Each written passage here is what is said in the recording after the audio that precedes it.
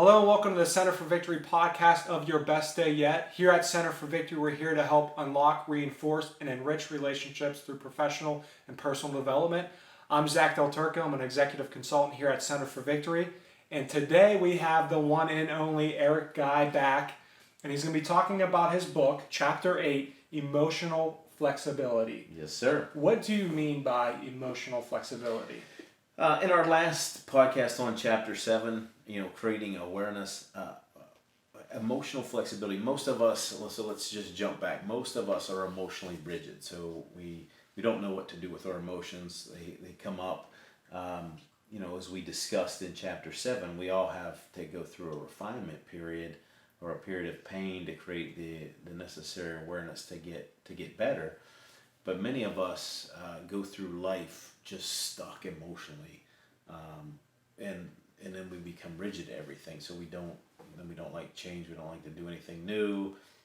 We stay stuck in past conditioning, past thought patterns, all of that stuff, and we need to create that emotional flexibility in our lives if we're going to grow. Most people won't grow because they stay stuck because they're rigid. So rigid in their thoughts, rigid in their mind, rigid in their scripts. Mm-hmm.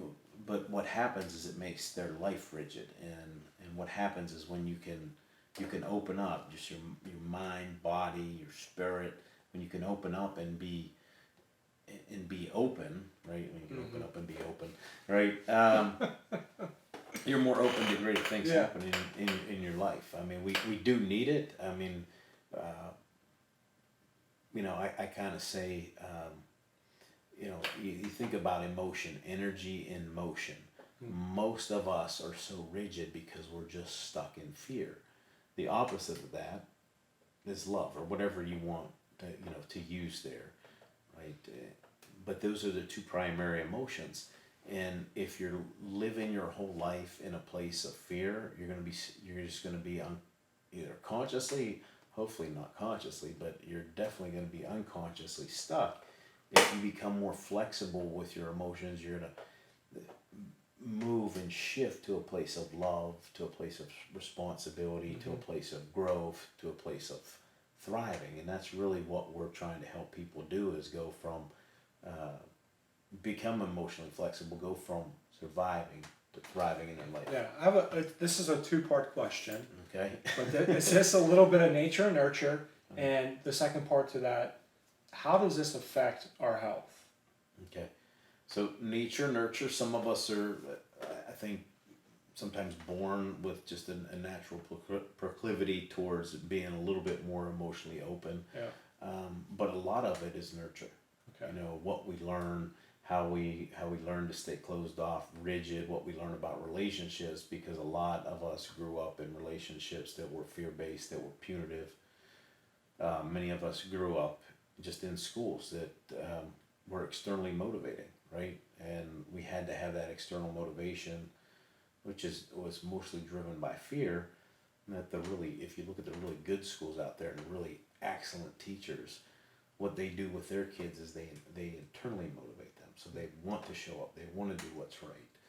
And then we do the same thing in our work environments. Mm-hmm. I could come in and be emotionally rigid, which I can say in a work environment is manage everybody or control everybody, or we could swing the pendulum and then lead, right?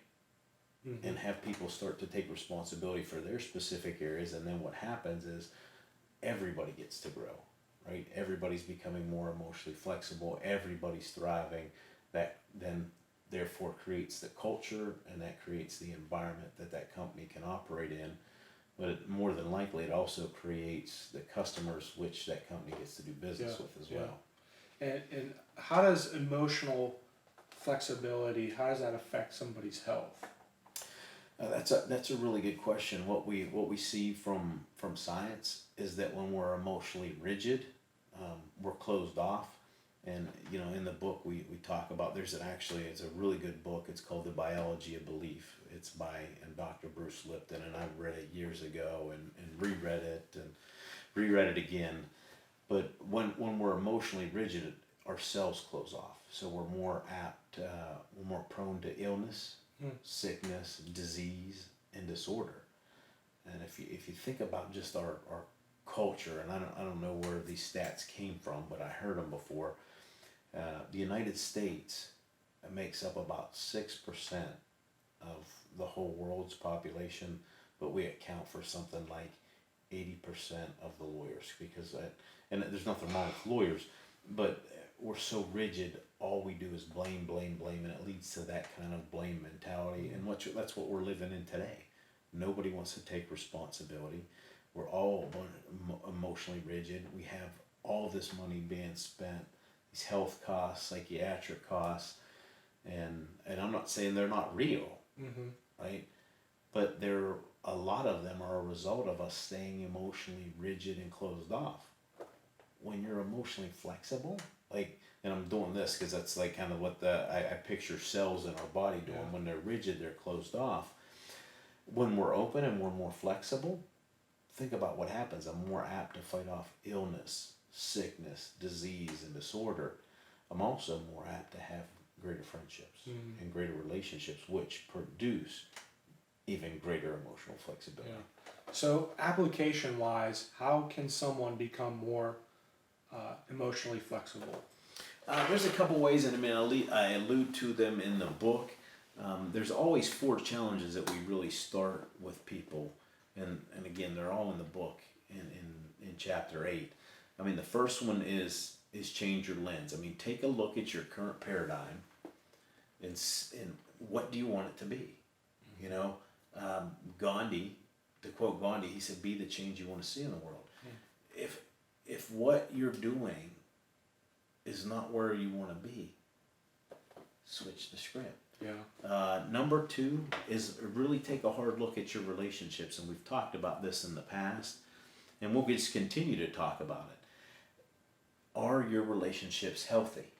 Right? Do you have good relationships? If you don't, see, the only 2 things that produce emotional flexibility and regulation in our life are our behaviors and relationship. If you don't have relationship, you fall victim to addiction. You know, addiction to, and it could look good too. I mean, it could be addiction to work. It could be addiction to other things that we see a lot with drugs and alcohol and things like that. But the addictions develop. So look to your relationships, find the ones that are healthy, and stay around them. Number 3, again, we've talked about this in past chapters. Escape that victim mentality, because that victim mentality only produces more emotional rigidity, which inhibits our ability to be healthy. It inhibits our ability to grow, and it inhibits our ability to have healthy connections. And then 4, all this stuff, you know, in this book sounds easy, but if it was easy, everybody would be doing it. And sometimes I have to go back and reread my own my own chapters here. But I would say if a tip would be to be a teacher. Take one of these or share a podcast or whatever and teach somebody else. That's the way you learn. That's the way you become more emotionally flexible. Yeah, and I think my biggest takeaway is that lens example. Just because I have contacts and I have glasses, and it's crazy when I wear contacts, my eyes are totally fine. But when I wear my glasses, I'm not used to them. My eyes will actually get tired and give me a huge headache. It's just like, what lens do you want to wear? Yeah. You want to wear the lens where you could see, but it's a distorted lens, or do you want to see clear? So that was my biggest takeaway. So if you guys liked what you heard, you can listen to the rest of our podcast. We have, how many podcasts now? I have no idea. We have over 50, 60 podcasts up, ready to go. But thank you so much for listening to this week's podcast of Your Best Day Yet. This is Eric Guy once again. His book can be found on Amazon, but you can also buy it at centerforvictory.com. You could go to our Facebook, Instagram, all of our social media. Give us a follow. But if you want to talk to us, yeah, you can give us a call. 724-462-8383. And wherever you're at, whatever you're doing, make this your best day yet. See ya.